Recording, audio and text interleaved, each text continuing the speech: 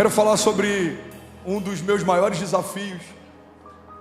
Eu tenho percebido que tem se tornado, ao longo da minha jornada, um dos meus maiores sabotadores também.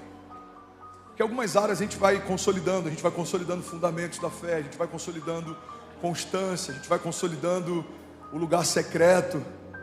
Mas o gigante que eu quero falar nessa noite, ele vai sempre nos cercar, em vários momentos ele vai conseguir nos desacelerar, ele vai conseguir tirar o nosso foco, a nossa atenção. E eu vivi nos últimos dias um ataque. É interessante porque eu percebi que, por mais que por anos eu tivesse conseguido domar esse gigante, uma brecha, ele conseguiu ter acesso ao meu coração. Eu quero falar sobre distrações nessa noite.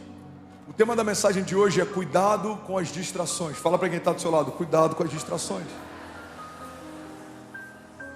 É interessante porque as distrações, elas já derrubaram tantos homens incríveis, heróis da fé inclusive.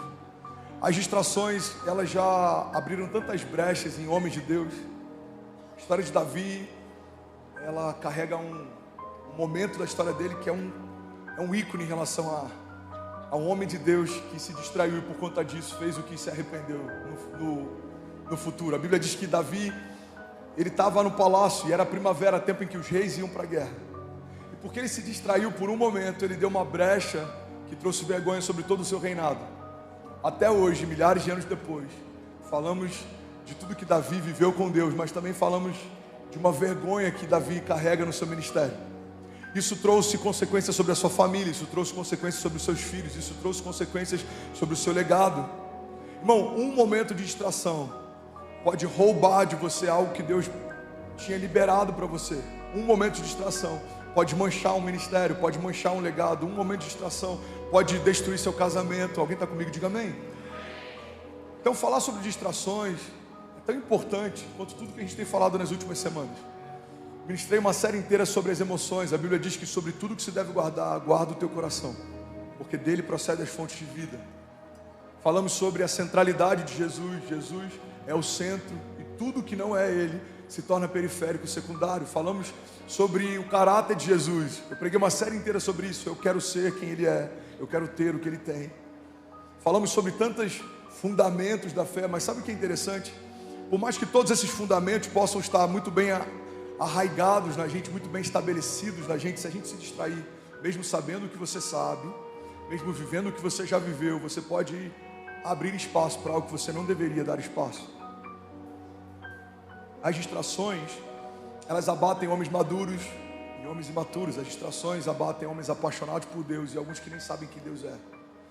Distrações são um perigo eminente que nos cerca em todo o tempo, e por isso precisamos em todo o tempo estar vigilantes.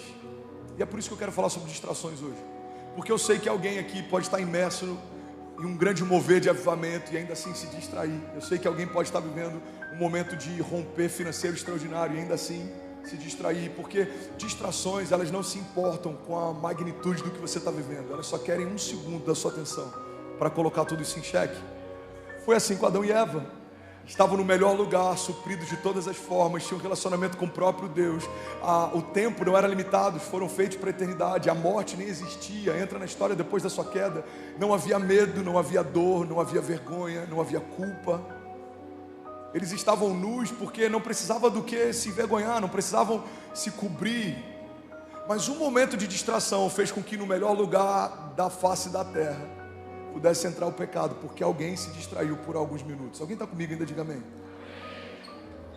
Um momento de distração, a gente pode perder um filho no meio de um shopping. Um momento de distração, você pode passar dos limites de uma conversa que pode ferir a tua esposa ou teu marido e isso colocar em xeque teu casamento. Um minuto de distração pode gerar um rombo financeiro na tua empresa, se você confia demais a área financeira para alguém que você não deveria ter tanta confiança. Pode gerar divisão em ministérios.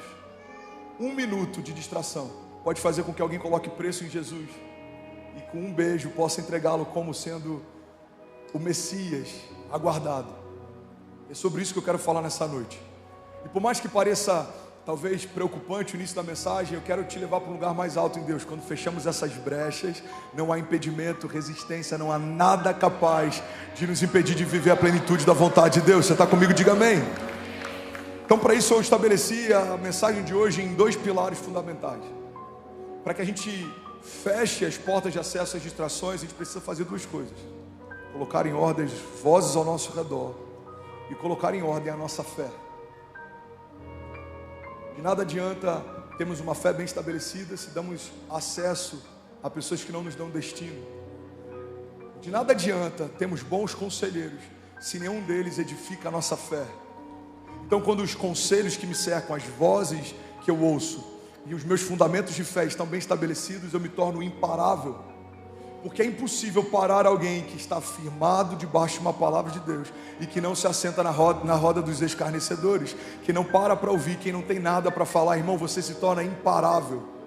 E assim foram vários homens de Deus, e é sobre eles que eu quero falar. Então a gente vai começar agora, amém? Vocês estão felizes ainda?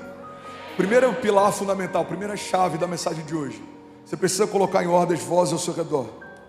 Não vivemos inúmeros sonhos porque consultamos pessoas que não ouviram o que a gente ouviu, que não viram o que a gente viu, para receber delas aprovação para começar o que Deus já nos pediu para começar. Tem muita gente que não inicia o ministério, que não dá um passo de fé na empresa, nos negócios, que não começa algo que Deus já disse que era para começar, que Deus já falou a respeito do que Ele quer fazer. Mas por quê? Porque perguntou para amigos e amigos acharam que não era uma boa ideia, porque consultou algumas pessoas próximas e pessoas próximas acharam que talvez seja ousado demais, grande demais, difícil demais. A verdade é que todo herói da fé, se tivesse consultado alguém natural antes de dar um passo sobrenatural, não seriam lembrados na história, porque não seriam heróis, muito menos da fé, não fariam parte da galeria de Hebreus 11, não seriam citados na eternidade. Se Abraão tivesse consultado os seus parentes, provavelmente não sairia do meio da sua parentela. Se Noé tivesse consultado os seus amigos, com certeza não gastaria décadas construindo a arca. Se José tivesse parado para ouvir os seus irmãos, a primeira coisa que ele faria era abrir mão da unção que tinha para lidar com sonhos. A Bíblia diz que quando José compartilha o seu sonho com seus irmãos, eles passam a odiá-lo ainda mais. A zona de graça de José se torna o ponto sensível que gera revolta dos seus irmãos. É normalmente assim que acontece. O inferno se revolta a partir do seu ponto de graça. Não é aquilo que você é ruim, é aquilo que você é bom. Se Deus chamou para ser um sonhador, o inferno vai tentar fazer você parar de sonhar. Se Deus chamou para ser um libertador, o inferno vai tentar te coagir para que você não se posicione como tal. Se os céus te chamaram para ser um visionário, tudo e todos ao teu redor vão tentar se levantar para diminuir o tamanho da sua visão. Por quê? Porque tudo que o inferno faz é se contrapor a algo que os céus já fizeram. Guarda isso, irmão. Tudo que o inferno faz é se contrapor a algo que Deus já fez. O inferno não pode desfazer o que Deus fez, não pode desfalar o que Deus falou, não pode desprometer o que Deus prometeu. Então, como ele não pode mudar uma realidade estabelecida, a única coisa que ele pode fazer é distrair alguém que recebeu essa realidade. Se um sonhador não entende que é sonhador, se um visionário não percebe que é visionário, se um libertador não se vê como um libertador, então o inferno não precisa fazer mais nada, porque se você não entende quem você é, você não sabe o que você pode. É como uma bomba relógio que foi desativada. Como uma granada que ninguém nunca vai tirar um pino. É só potencial. O que é potencial? Potencial é algo que pode acontecer no futuro. Mas o que Deus tem para nós não é uma vida sempre aguardando um tempo futuro. O que Deus tem para nós são promessas se cumprindo também no tempo presente. Você vai viver promessas hoje e amanhã e depois de amanhã e no próximo ano e daqui a 10 anos. Alguém está comigo? Diga amém. Porque essa é a jornada de fé que Deus propõe para os seus. É uma jornada de glória em glória. Os testemunhos de hoje são incríveis para hoje, não funcionam para amanhã. Deus tem novos testemunhos para amanhã. Os milagres de ontem foram incríveis para ontem, não funcionam para hoje. Deus tem novos milagres para hoje. Então, quando entendemos que os céus são uma fonte inesgotável, nós nos tornamos insaciáveis.